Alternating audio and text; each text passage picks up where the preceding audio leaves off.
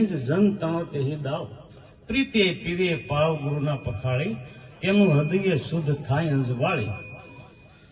જપ કરો તપ કરો કરો કોટી ઉપાય, સુખ મળે સ્વર્ગનું પણ જન્મ મરણ ન જાય.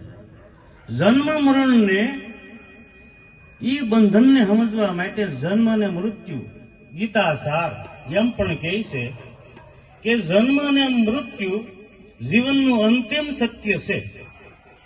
એક જન્મ અને મૃત્યુ 2 દિવસની જ આ જીવને આ અંશને ખબર હોતી નથી.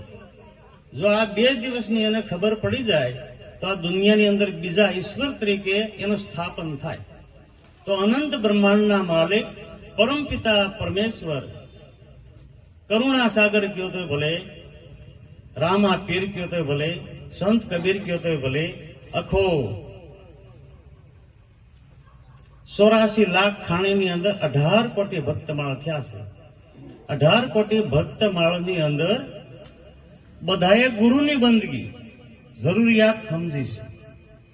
કોક ને કોક તો એવા હશે જ કે જેને આત્મતત્વનું દર્શન થયું હોય. આત્મતત્વનું દર્શન ક્યારે થાય? કે ગુરુનું સાનિધ્ય જ્યારે આપણે પ્રાપ્ત થાય ત્યારે, તન મન ધનથી.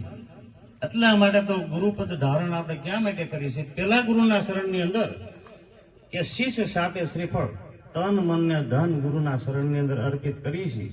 ક્યાં માટે? કે ધન દોલત માયા મિલગત એ હાંસલ કરવા માટે નહીં, આપણો મોક્ષ પ્રાપ્ત કરવા માટે, મોક્ષની પ્રાપ્તિ કરવા માટે. અને જ્યાં લગી ગુરુ શરણ હાંસલ ન થાય, ગુરુ શરણની જાણ ન થાય, ત્યાં લગી જેવ કોઈ પણ પ્રકારની યોનિની અંદર જાય, ગમે એટલા ગોથા થાય, ગાફિલ અનેક ગોથા થાય, કોઈ પણ વસ્તુમાં મોક્ષની પ્રાપ્તિ નથી. મોક્ષની પ્રાપ્તિ કરવા માટે પ્રથમ ગુરુ શરણ.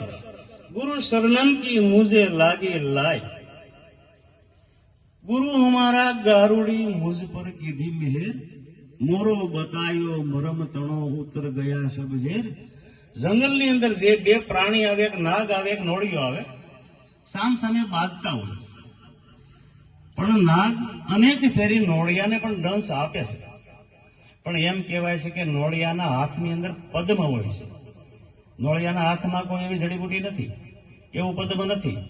નોળિયાની પાસે એક એવી ગુરુ વિદ્યા છે કે એ એક વસ્તુનો અનુભવી છે. નાગ અનેક ફેરીને દંશ આપી અને પણ ઝેર લાગે છે, તો ઈ ગુરુ વિદ્યાનો ઉપયોગ કરી અને નાગના ઝેરની અંદરથી મુક્ત થાય છે. એવી રીતે